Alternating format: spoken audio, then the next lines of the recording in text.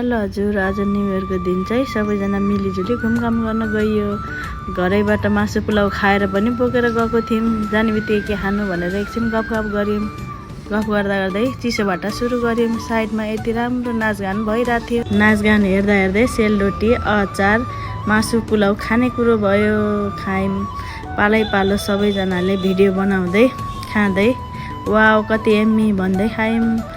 खाना खाँदै भिडियो पनि बनाउन मन लागिहाल्यो। भिडियो नबनाइदिए चित्त कसरी बुझ्थ्यो र सबैजनाले घरबाट पकाएर लग्दा यति मिठो भयो। आजको हाम्रो दिन रमाइलोसँग बित्यो। न्यू इयरमा घुमेपछि सधैँभरि घुम्न पाइन्छ अरे साथीहरू। त्यही भएर हामी पनि न्यू इयर घुमेर रमाइलो गरेर आयौँ।